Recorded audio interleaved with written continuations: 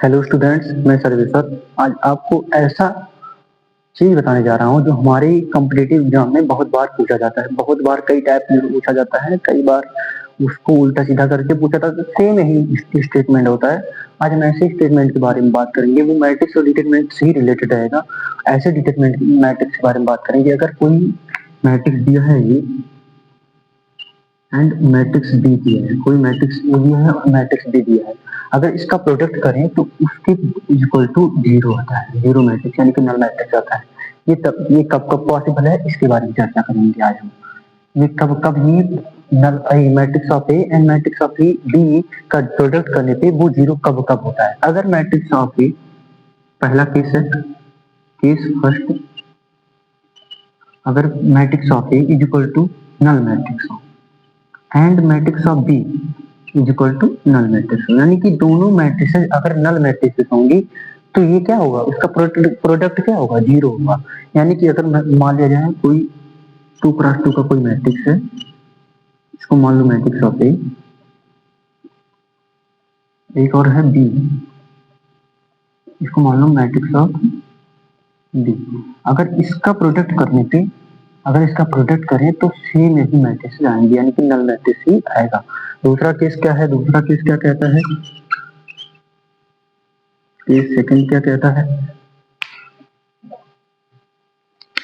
Case second क्या कहता है, अगर matrix of A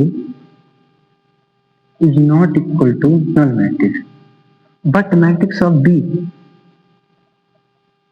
is equal to null matrix, यानी कि अगर matrix of A null matrix ना हो बट मैट्रिक्स ऑफ बी क्या हो, नल मैट्रिक्स हो। अगर कोई भी इनमें से कोई भी एक नल मैट्रिक्स हो तो भी इसका प्रोडक्ट करने पे क्या आएगा, नल मैट्रिक्स ही आएगा। नेक्स्ट तीसरा क्या है, तीसरा क्या है, तीसरा इसी का चचेरा भाई है, समझो क्या है, इसी का जस्ट अपोजिट है। अगर मान लिया जाए matrix of A is equal to null matrix हो and matrix of B is not equal to null matrix हो, तब भी वही बात होगा। अगर matrix of A is equal to null matrix हो, matrix of B equal not equal to null matrix हो, तो इन दोनों का जो प्रोडक्ट होगा वो ऑलवेज नल मैट्रिक्स ही होगा। लेकिन चौथा केस क्या है जो कॉम्पिटिटिव एग्जाम में पूछा जाता है, अब इसके बारे में बात करेंगे। क्या है चौथा केस, चौथा केस क्या है, चौथा केस यही सबसे ज्यादा इंपॉर्टेंट है, इस पे ज्यादा फोकस कीजिएगा। अगर matrix of A is not equal to null matrix of and matrix of B भी null matrix ना हो, क्या ये पॉसिबल है। अगर matrix of A is not equal to null matrix हो, matrix of B is not equal to null matrix हो, क्या ये पॉसिबल है या नहीं, इसके बारे में आज हम चर्चा करेंगे। लेट मान लो इसको इक्वेशन 1, अगर हम इक्वेशन 1 को लेके चलें, लेट मान लिया जाए matrix of A and matrix of B is equal to null matrix. अगर हम इन दोनों में दोनों साइड में अगर ए इनवर्स से मल्टीप्लाई करते हैं, ए इनवर्स से मल्टीप्लाई करते हैं तो क्या होगा, यहाँ पर भी ए इनवर्स से मल्टीप्लाई होगा। Now A inverse into A, matrix of A inverse into matrix of A, ये क्या हो जाता है, आइडेंटिटी होता है। क्या हो जाता है, आइडेंटिटी होता है। ये बचेगा बी, चाहे मैं इनवर्स से या ए से किसी भी से अगर हम नल मैट्रिक्स से मल्टीप्लाई करेंगे तो क्या प्राप्त होगा, नल मैट्रिक्स ही प्राप्त होगा। जैसे हम लोग सिंपल सा प्रोडक्ट करते हैं, अगर ए 1 में जीरो से मल्टीप्लाई करें तो जीरो ही होता है। जस्ट सिमिलर इसमें है, अगर जीरो से यानी कि नल मैट्रिक्स से अगर किसी मैट्रिक्स से मल्टीप्लाई करेंगे तो नल मैट्रिक्स ही प्राप्त होगा।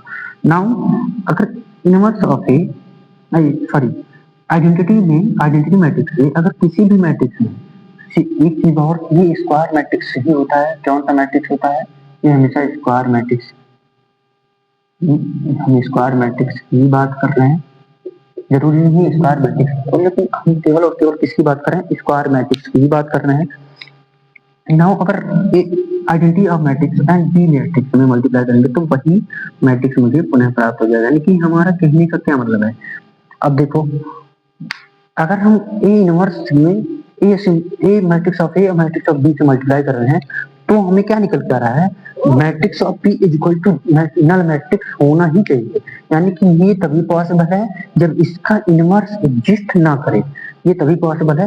अगर दूसरे में देख लेते हैं दूसरा केस। अगर मान लीजिए matrix of A and matrix of B में B inverse matrix of B inverse से मल्टीप्लाई कर दी तो क्या हुआ, चलिए देख लेते हैं इससे भी।